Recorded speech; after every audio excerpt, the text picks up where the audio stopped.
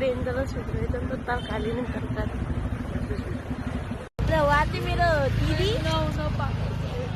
नुहाउन पाउनु भएन भन्दै हुनुहुन्छ। यिनीले मलाई बिहान बिहानै सब्जी किन्न भनेर लिएर आइन्।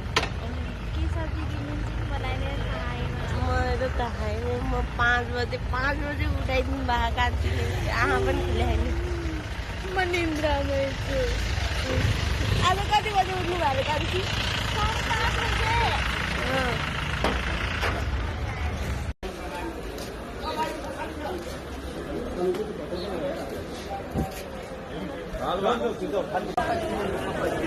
तिलचे भनेकै छैन। कसले तिलचे भनेको? तिलचे बजार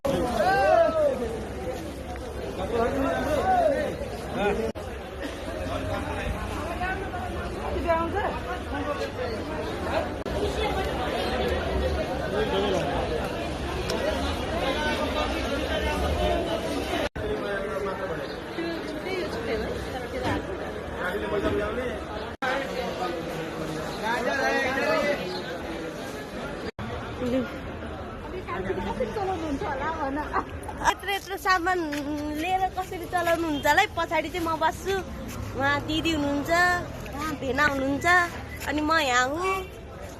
सामान हाम्रो यहाँ। ल जाऊ लु अब हामी हाम्रो सब्जी मन्डीबाट निस्क्यौँ।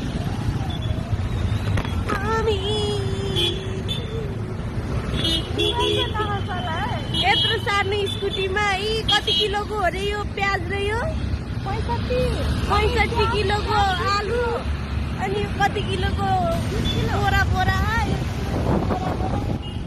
हिँड्यो स्कुटीमा चाहिँ। अब चाहिँ हामी घर जान्छौँ।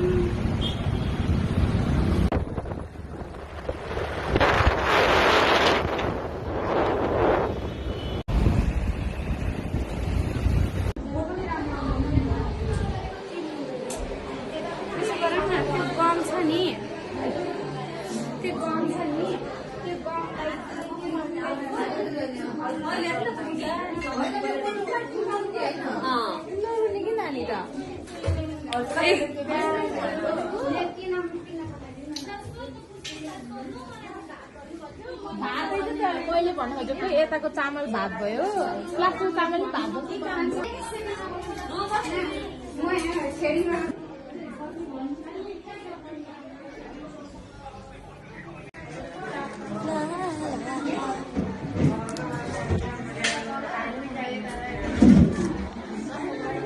दिदी आयो भनिदिनु। किचनको मान्छे पनि लु तपाईँले पनि आयो भनिदिनु त मेरो ब्लगमा।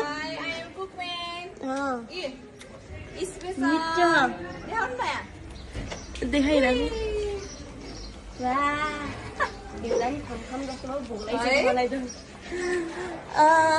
मेरो भाइ यता हेर्दौ। मेरो भाइ हो यो। अब छटन म अरूहरूलाई पनि चिनाउँछु कि छट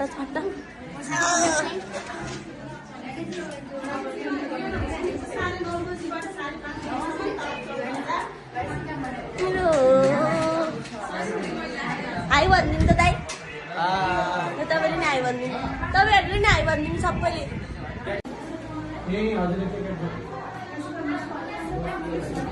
ला ला ला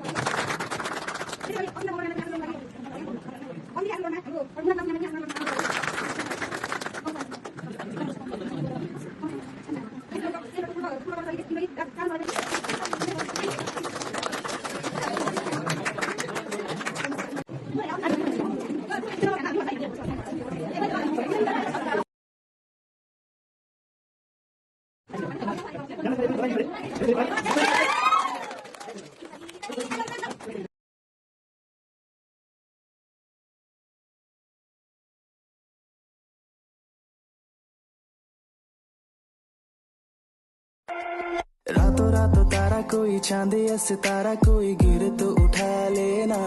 सुनियो रे तारा चमकीला होगा चांद शर्मीला होगा नथ में लगा लेना।